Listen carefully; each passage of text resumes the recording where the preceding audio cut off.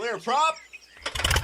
Star 73, Yankee number 2, following twin traffic, 3 mile final, clear subject. 1 Charlie Bravo, exit in runway 25, going 4 mile final. This is Behind the Prop with United Flight Systems owner and licensed pilot Bobby Doss and his co-host, Major Airline Captain and Designated Pilot Examiner Wally Mulhern. Now let's go Behind the Prop. What's up, Wally? Hey, Bobby, how are you? I am fantastic. Today, we're going to talk about a few things that you probably see a lot on check rides, and I experience it from time to time when people are working on some problems up here. But today, we're going to just brainstorm and share some of our ideas on mental math for pilots. I think that both of us think similarly. I think we both have mathematical minds. You're sharper than me as it comes to that. But too often I hear crazy math answers that blow my mind. And we're going to share some tips and tricks for pilots out there that if maybe you're not as mathematical savvy as Wally is, maybe these things can go down in your EFB or on your notepad and help you solve some math problems. And we're going to jump all over the map as it relates to some of this stuff. So let's jump right in. Yeah, one of the problems that I think we have is that every one of us has a very complex, a very nice calculator at our disposal on our phone. I remember back in the day, I distinctly remember the year was 1976. I was in ninth grade, and I was talking to one of my friends who had two twin brothers who were about to graduate high school. Again, this is 1976. And he was telling me that as graduation presents from his parents were buying his brothers pocket calculators. And I remember thinking, oh, wow, that is cool. Now, again, a long time ago.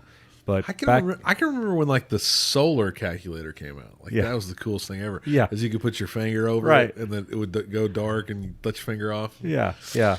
Well, this was probably Texas Instruments. A pocket calculator that would fit in your shirt pocket. It was a 4-function calculator. It added, subtracted, multiplied, and divided, and it was about $250. And I remember thinking, wow, that would be really cool to have. Well, in just a few short years, I remember my senior year in high school, which would have been 1979, 1980, in that range.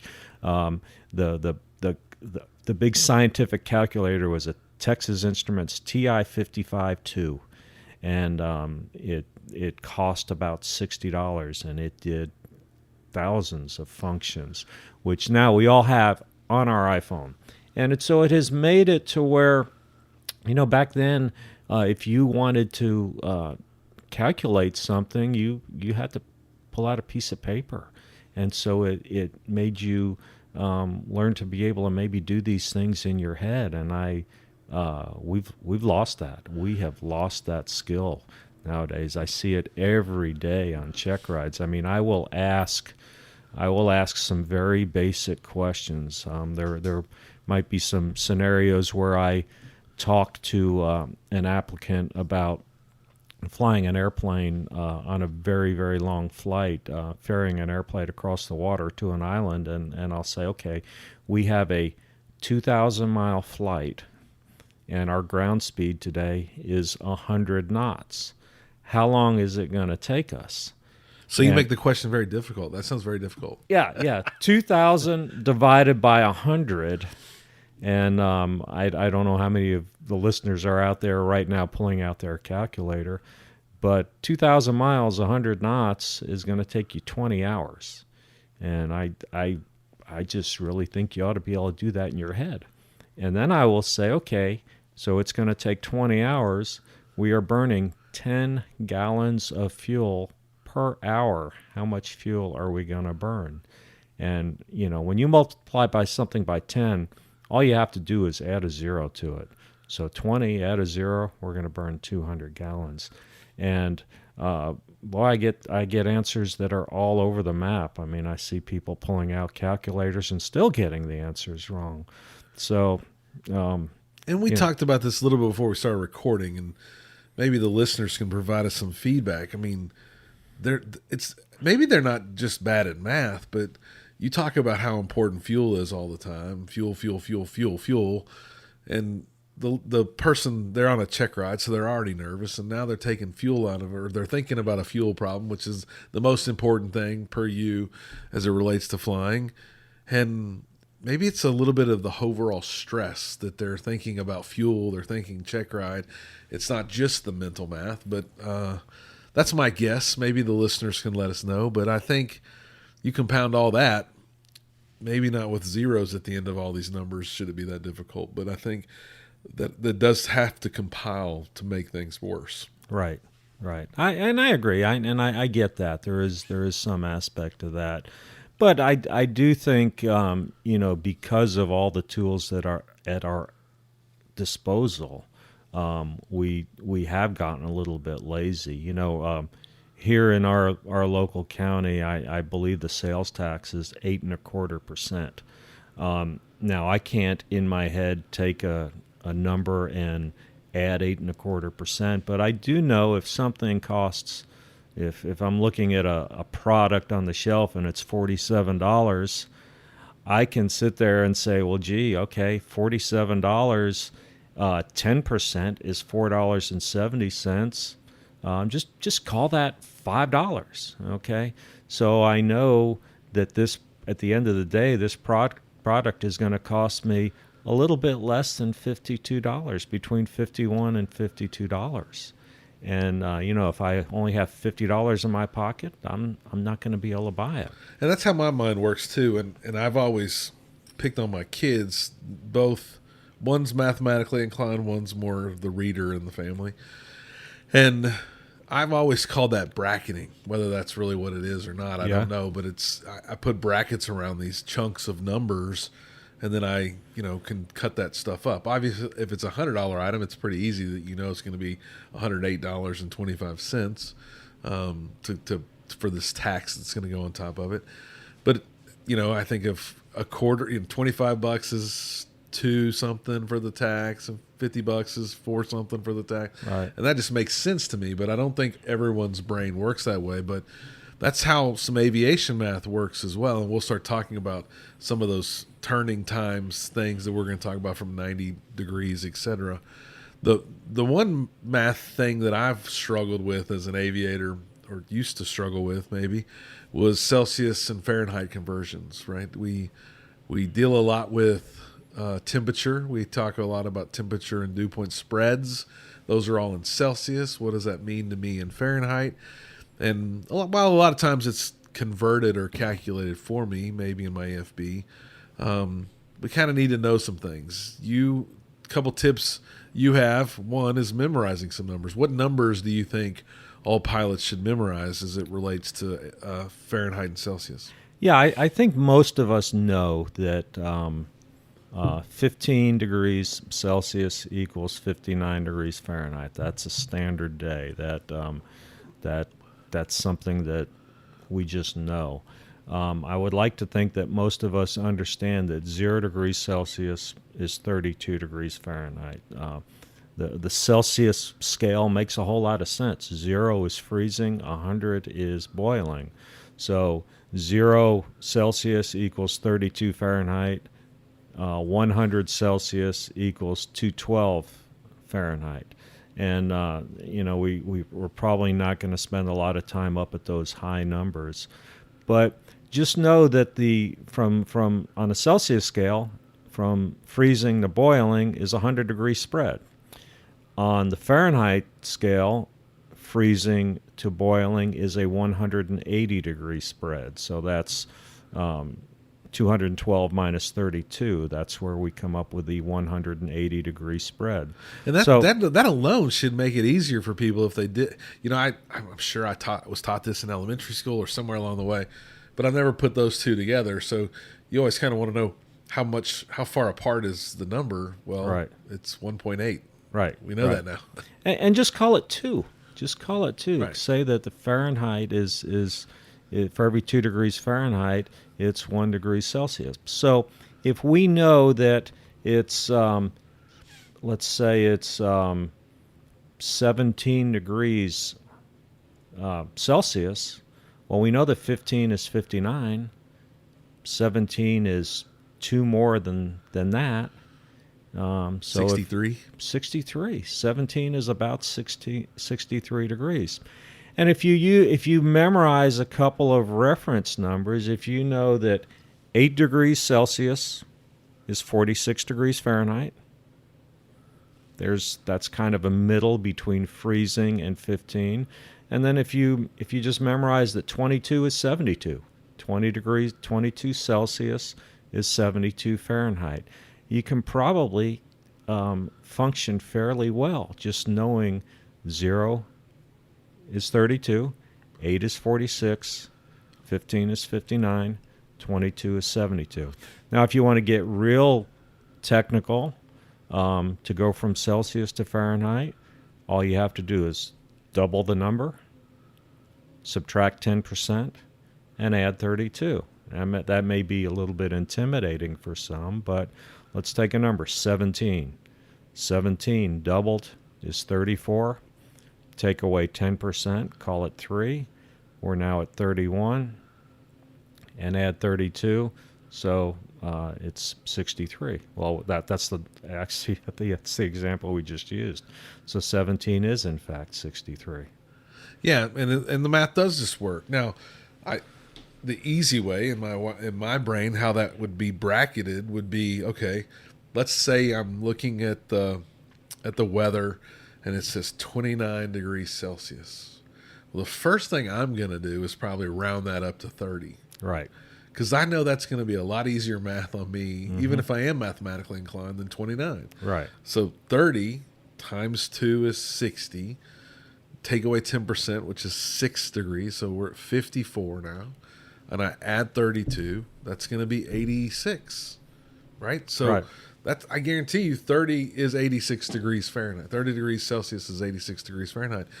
And it's pretty easy. Now, the real number was 29. So what am I, 84, 85 instead? Right. 83? I mean, right. Do we really care at that point? I mean, it's not going to make a difference. If we were at freezing levels, maybe we'd be a little concerned about 2 or 3 degrees. But as Wally said, the real math on the trick is doubling the Celsius number, taking away 10%, and then adding the 32, and you're going to be spot on every time. Yeah. Yeah.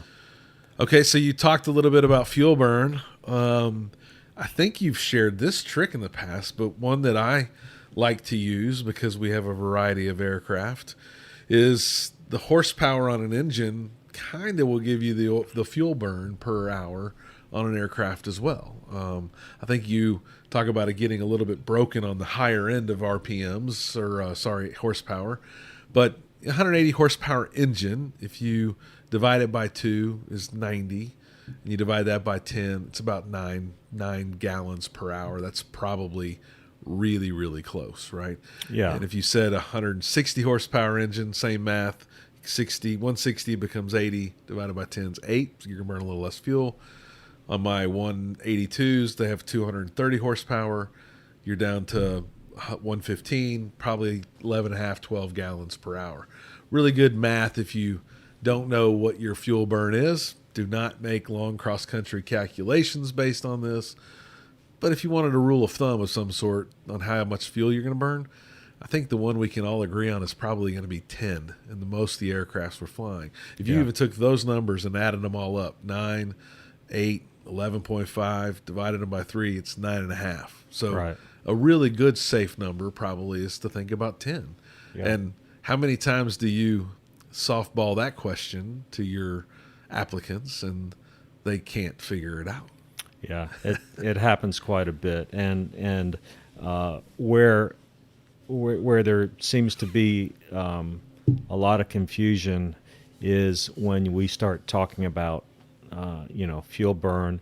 A lot of people will use 10 gallons per hour, and then I will usually get into, I'll say, okay, well, you're being ultra conservative here. Let's really look and see what the book says our fuel burn for today is. And so we may pull out the book and we're talking about maybe 75% power. We're getting a true airspeed of 108 knots, and the fuel burn is 8.1 gallons per hour. And I'll say, okay, well, now we have a 2 hour and 36 minute flight. So how much fuel are we going to burn? And I see a lot of confusion right there. I mean, I see a 2 hour and 36 minute flight as 2.6, but a lot of people have some issues converting the minutes to decimal. And what we have to know is that a clock is based on 60 minutes in an hour, and decimals are based on 100. So 2 hours and 30 minutes is not 2.3. 2 hours and 30 minutes is 2.5. And the CFIs are usually pretty good on this because that's how they get paid. They get paid by the decimal. They get paid by the Hobbs meter. And that's how the airplane works. The thing is, they go in a briefing room and do ground school, and then they come out. They may look at their watch and say, hey, we did 48 minutes. And they've gotten pretty good in saying, hey, that's 0.8. Yeah. And I guess when I onboard students here, I talk about, you'll probably do a 12 to 18 minute pre-flight. And I got to think they're sitting here going, why are you so specific that it's 12 to 18 minutes for a pre-flight conversation? And I'm in my brain just bracketing the 0.2 or 0.3 that we're counting, that the CFI is going to put down for ground. Right. The other thing I thought of this not too long ago, there's nothing that says you can't do a 15-minute pre-flight. It's just 0.25 of ground instead of 0.3 or 0.2. Right. My systems will handle that all day. Right. It's not impossible to put that down. Yeah. But I think sometimes we also live in a world where we just bracket on the other side of that, one side or the other. Yeah. The Hobbs meter does that. The tachometers do that. So we live in a world where 0.1 is 6 minutes, and we just know that. And so out of an hour clock, there's 10 of those, right? So we have 6 chunks in there, or 10 chunks in 6 minutes that we're accounting for. And it's easy math if you think like that. But if you're not thinking like that, you're used to thinking in the quarters and halves of an hour. And I think back in the day when we had analog clocks all over the place, which I'm looking at one on the wall as we speak, when it was 15 minutes after the hour, a lot of times we would say it's a quarter after 10. Yep. A quarter is 25 cents. 15 minutes after the hour is 25% of the hour. Yep. And maybe that is from the old days. Because we used to see analog. We're both wearing Apple Watches. We probably have more information on that screen right now, from weather to I have Cupertino's time, and I've got the temperature and dew point spread on here. I've got the sun and what's dark of the world and what's not dark of the world, right? We got a lot of information right there on our wrist that we used to not have, and I think that's made us weak in the brain as it comes to some of this stuff. Another thing, as far as the Apple Watch, and this is a great segue into this. One thing that a lot of us struggle with is the 24-hour clock thing, and whoever came up with a 12-hour clock. I mean, when you go to foreign countries, most foreign countries operate on a 24-hour clock. When you're looking to see what time does the TV show start, well, it says 2000, which is 8 p.m. at night. It makes so much more sense. And I don't know why we in this country decided to go with 2 12-hour blocks rather than one 24-hour block. But what I would encourage you to do, if you're struggling with the time a little bit, just change that format on your if you have a smart watch, change the format on your watch. I mean, my watch is on a 24-hour system, and I suggest people do it. Well, after you look at your watch for a couple of weeks, you'll get pretty good. You'll realize that 2200 is 10 o'clock at night. 1500 is 3 o'clock in the afternoon. Yeah, my son's ramped a few times up here, helping me move planes, etc. He'll look at the schedule. The schedule's in military time or a 24-hour clock, and every time he'll say, "Well, that plane's going to be back at well, it says 2100. I'm not really sure what time that is, Dad." And I'm like, "Come on, man, just minus 12. You'll figure it out." And Yeah. 2100 will be a lot of different numbers than just 9 o'clock, but. It's interesting to watch his wheels spin as he experiences those firsts over and over again like that. What about time turns or thinking about turning and the math around turning? We just talked about a clock, and I've been very open that navigation was one of the harder parts for me when I was in the left seat early on. And I think it was the clock. So the clock's got 60 ticks, and then I guess I've thought of it in 100 quarters, like we think money, Right. and we talked about. And then you triple it with kind of the compass rose on top of that, right? Yeah. And until I realized that it was really tripled, it was really, really difficult for me. And the day that I realized it was just triple, each minute was 3 degrees, or each tick was 3 degrees, or however you want to calculate that in your own head, it's 360 degrees around the compass rose.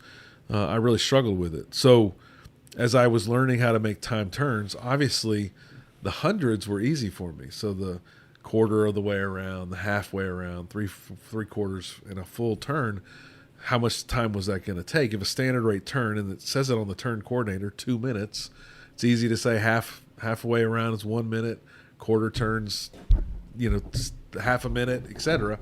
You start realizing, well, what's 1 degree or 3 degrees? What's that all mean to me? How do I turn? What if I need to turn 20 degrees? How long's that going to take? What if I need to turn 60 degrees? Yeah. All these brackets inside of that became very difficult until I learned that it was just divided by 3. Yeah. It says it right on the turn coordinator. It'll say 2 minute. And so 2 minutes is 120 seconds. 360 divided by 120 is 3. So you're turning a standard rate turn, you're turning at a rate of 3 degrees per second. So, a technique of being able to divide things by 3 is probably a pretty good tool to have in your back pocket if you want to turn right 20 degrees. And we don't even have to talk about decimals. 20 divided by 3 is 7. Okay, let's just call it 7. It's not. You just blew everyone's mind because they're going, Wally, it's really 21. Yeah. 30 is easy. 30 divided by 3 is 10 seconds. 40 divided by 3 is 13. Okay? So, if you want to turn 20 degrees, put it in a standard rate turn, hold it for 7 seconds, and just count it in your head. 1001, 1002, 1003. You don't have to find the clock in the airplane and hit a start and stop or reference the second hand. I mean, if it's all very convenient to you, that's fine. But just put it into turn for 7 seconds, 6 seconds, 8 seconds in the ballpark, and then make small adjustments. And adding and subtracting 90 is a little bit difficult for some people. Well, don't add 90, add 100. And then if you want to get real fancy, add 100 and then subtract 10. So 150 degrees plus 90, well, it's 250 minus 10, it's 240. Right. That should help a lot of people out there. Maybe not so much, but a little bit of mental math. And you probably learn this when you're doing steep turns, and then you may forget it once you start flying in the future. But a good rule of thumb or a mathematical equation for you is that when you're turning, you should lead the rollout by about half of your degree of bank angle. Right. So if I'm in a 30-degree bank turn and I want to come out on a heading of north or 0, I should lead that by about 15 degrees. Right. And that's pretty easy on either side of that 0. I should be able to pick that coming out of that turn and start my rollout half of whatever my bank angle is. If I'm at 45 degrees, like you said, I don't necessarily have to be perfect, but somewhere in the 20-degree range, I need to start my rollout. so that I can nail it on my heading as I'm coming out. Right. And that's just good pilotage, but a good trick that it'll work on any bank angle for you to start coming out of your turns. Yeah. What other math problems do you present your applicants, Wally, that might help the listeners? Well, another thing is descent planning. Okay, we're at a given altitude. Where are we going to begin our descent?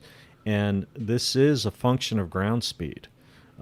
So, what I use in a 180 knot airplane, if you take your altitude and multiply it by about 7, that's about how far out you want to start your descent. So if we're at 7,000 feet, and again, this is a 180 knot airplane, the faster or the slower the airplane, the smaller the number is going to be.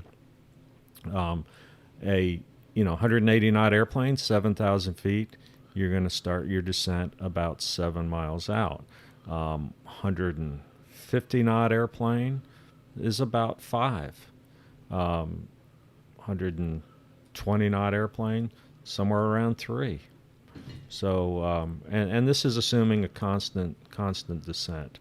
You could get into how many minutes am I out, and I want to descend at, say, 500 feet per minute, and you can do all that. But again, it's a function of ground speed. So if you have a smoking tailwind today and you're in that 180 knot airplane, maybe that factor is going to be more like 8 or 9. Yeah, you just said that you would start descending 3 or 5 miles out, but you mean a multiple of that. So I think you do anyway, that if you're at 7,000 feet, you'd multiply that times 7, so it'd be 49 miles out. Yeah. Not 7 miles away. It'd be more like Okay. 49 miles out. Correct. And that's because you're going to have that 500 feet for probably a good 7 to 10, 15 minutes there, and ultimately you're going to be losing 500 feet per minute over that spread of time. So, and you should recalculate. Every couple of minutes. Don't just start a descent and then go brain dead on this thing. It's just like, you're budgeting your energy. You're using your energy. So just like a bank account, you get paid at the beginning of the month. Maybe you only get paid once a month. Around the 15th of the month, I would like to think that you're looking at the bank account and saying, okay, how am I doing? I've got X amount of money and I have X times 2 bills to pay. This isn't going to work. I'm going to have to come up with another plan. Yeah, no question. And I use the example of flying back from Austin regularly. My wife likes a nice, delicate descent, so probably 500 feet per minute. And it's easy if I say I need to descend 5,000 feet. I need about 10 minutes to lose all that time, right, or that altitude, right, and to be able to burn that off. And then you got to start thinking, with that 10 minutes, I need to start thinking how far am I going to go, depending on the aircraft that I'm in, and that's where that math gets it done for me. Yeah. Anything else that you do with your applicants or see pilots regularly make mistakes on, maybe not just in check rides, but you fly with a lot of people and talk to a lot of pilots? Well, yeah, and I see issues with calculating weight of fuel. We'll talk about weight and balance, and I'll either give an out of balance or an out of weight or an overweight scenario, and I'll ask, well, what are our options? We're going to land at our destination with 22 gallons of fuel, and we are 18 pounds overweight. Is there anything we can do? And what I'm looking at is take out an 18-pound bag. Yeah. Take out an 18-pound bag, and that's usually the first answer I get, and I say, well, no, we can't do that. The bags need to go. Is there anything else we can do? And of course, I'm getting at, well, we could take out 18 pounds of fuel. Well, how much fuel is that? And I usually lob a softball. I usually give a very nice round number. It's usually divisible by 6. And I do think that we should be able to say 18 divided by 6 is 3. Let's take out 3 gallons. Yeah, I don't remember what it was like when I was in my private check ride and I had all this mental math in my head, but I do believe I knew that a gallon of gas weighed 6 pounds, and I think that was beat into me over and over and over again. As I take out fuel now, I when I take my family places and I need to take fuel out, I try to take 5 gallons out of each side. I'm pretty easily telling myself that's 60 pounds I'm getting out of that aircraft. And I know what my usable load is now, so I can put 60 pounds of people or baggage or whatever that might be instead. I just don't know if it's complex or if it's just one more piece of overwhelming information for students. But maybe it's a little bit of the fuel and a little bit of the overwhelmingness. But if you were to lob up, what do I do if I need to take 18 pounds off the plane? I'm pretty sure I'm going to guess 3 gallons of gas first off. So yeah. Again, much like the ticks in minutes, there's a lot seems to be happening around the number 6, the number 3, dividing things in half or multiplying them in 2. Yeah. There's a lot of similarities here, and I think that if you're going to keep flying, a lot of these are going to start making a whole lot of sense for you as a pilot, but you should be able to do some of this mental math in your brain pretty easily for sure. And just make sure everything passes the smell test. And what do I mean by that? I think I've used this example on the show before, but, if we were to go down to the local cafe at the end of the runway and order lunch today and say, I'd like a hamburger and fries and a Coke, and the lady said that'll be 71 cents, we would probably say that doesn't sound right. The other side of that is if she said that will be $42.37, we would probably say that doesn't seem right either. Now, if she came back and said that'll be $11, we'd probably say, yeah. I mean, because how many times have you gone into a restaurant and ordered a meal and not really paid a whole lot of attention to the price, but about what it ought to cost. So when you do these calculations, step back and look at it and say, does that make sense? Yeah, you gave one before we started recording about the 40 gallons in an aircraft, and you flew for about 2 hours, and I think the math was that you burnt 21 gallons of fuel or something, and they said you had 29 gallons left, right? Right. It just doesn't even feel right. It almost makes me cringe to think that's not even close. Right. Although I understand where the math problem got off a little bit, and in the same respect, it's about half the fuel. So it's got to be right around 20 again. It can't be 30. It's got to be 20. Right.